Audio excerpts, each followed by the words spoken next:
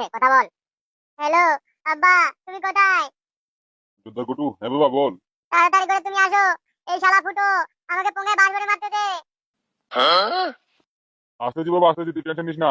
তোর আবার কি হলো রে কেলাচোদা? এই বউ পাগলটা কি হবে আবার? বউকে চিন্তা করতেছে, ছেড়ে দে ওকে। রে পোঙে বাস ধরবো? চুপ শালা গুদ মারানি। ফুটো ফুটো, ওকে নামা নামা, মরে যাবে মালটা। কালো মাইরে ধরতো। এই এমএলএ ছেলে, দেখতে পাচ্ছিস ওই ছেলেটাতে কাঁদতেছে কেন? কি হয়েছে বাড়া? ওই ছেলেটা হলো তোর মায়ের আগের বর।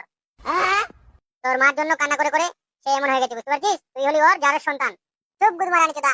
আমি এমএলএ বিকাশ দত্তর ছেলে। কেন রে, তোর কি হলো রে?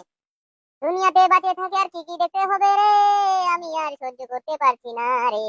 শুনেছিলাম সতীন হয়, কিন্তু এখন দেখেছি বউয়ের সঙ্গে স্বামীরও সতীনের ছেলে পয়দা হয়। ফালতুর কথাগুলো শুনে হাসি পাচ্ছে আমার রে। নাম আমার লালু, সবাই বলে কালু, কালু প্রসাদ। পাকান বেগম, এমলে যদি কালকে না আসে তাহলে তোকে আমি র্যাপ করে দাদা মারবো। ক্ষমা করে দিন দাদা, তোমার বউকে আর তোমার ছেলেকে কালু ধরে নিয়ে গেছে, তুমি আমাকে শাস্তি দিচ্ছ কেন? আবার কথা বলে চুপচাপ ওখানে দাঁড়া, তোর জন্য এটাই উপযুক্ত শাস্তি, বুঝতে পেরেছিস? দাদা আমি তোমাকে কতবার করে বলছি যে আমার ভুল হয়ে গেছে, ক্ষমা করে দাও, ক্ষমা করে দাও। আমি আর এমন কাজ করবো না জীবনে। তোমার যদি অতই দম থাকে তাহলে তুমি গিয়ে কালুকে আর পল্টুকে আর ফুটোকে শাস্তি দিয়ে দেখাও, তোমার কতবার দম।